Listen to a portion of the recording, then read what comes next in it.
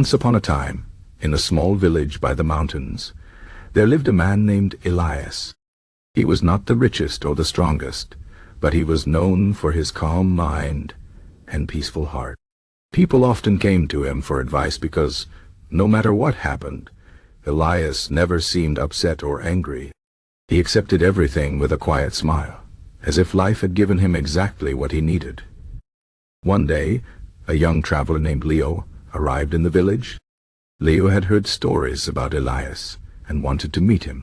When he found Elias sitting under an old oak tree, Leo asked, "How do you stay so calm when bad things happen? I struggle every day. Nothing goes right for me. My journey has been full of pain and disappointment." Elias looked at Leo and said, "Tell me your story." Leo sighed and began. 2 years ago, I left my home to find fortune in the city. I worked hard, but I lost my job.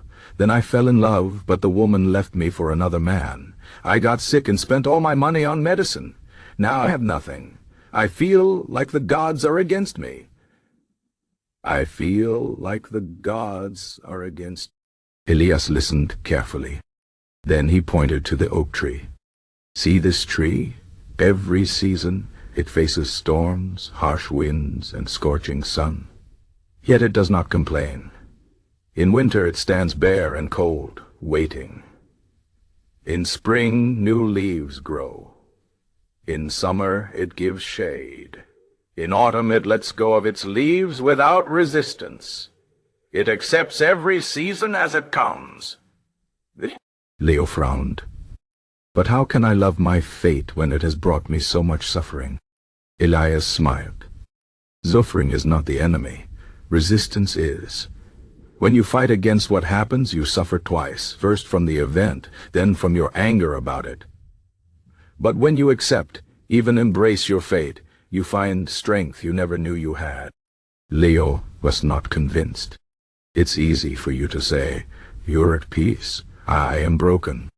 Elias nodded. "Let me tell you a story. Many years ago I was a merchant. I had a good life, a wife, a son, and a successful trade. Then one day bandits attacked our caravan. They took everything. My wife and son did not survive." Leo's eyes widened. "That's terrible. How did you recover?" "I didn't." "Not at first," Elias said. "For months I cursed the gods. I wished for death. But one night I had a dream. In it I saw my son. He said to me, 'Father, do not waste your life hating what cannot be changed. Live for what is still here.'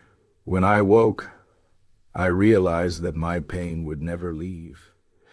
But I could choose what to do with it. I could let it destroy." Leo was silent for a while. Then he asked, "So you're saying I should just accept everything, even the bad things?" "Acceptance is not surrender," Elias explained. "It is seeing clearly. You lost your job. That is hard. But maybe it pushed you to seek something better. The woman left you. That hurts.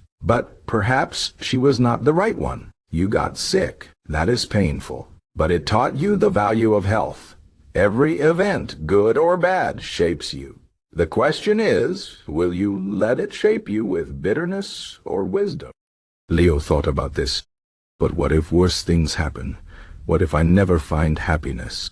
Elias chuckled softly. "Happiness is not the absence of suffering. It is the peace you find within suffering. A farmer does not curse the rain because it ruins his plans. He knows the crops need it. In the same way, life gives us storms because we need them to grow." The wind blew gently, rustling the leaves of the oak tree. Elias continued, "The Stoics have a saying, 'Once the obstacle is the way.' When something blocks your path, that is the path. Your struggles are not accidents. They are your teachers. Love them, learn from them. Let them make you stronger." Leo took a deep breath. "So what should I do now?" "Start where you are," Elias said. "You have no money? Work with your hands. You have no love? Love yourself first. You have no direction? Walk until you find it. And whatever happens, say to yourself, this is what I need right now. Even if it doesn't make sense, trust that life is guiding you. For the first time in years, Leo felt a flicker of hope. It won't be easy. No, Elias agreed. But nothing worthwhile is easy. The goal is not to avoid pain. The goal is to become the kind of person who can face anything with courage. As the sun set behind the mountains, Leo stood up. Thank you, Elias. I think I understand now. Elias nodded. Remember, Amor Fati is not just a philosophy. It is a way of living.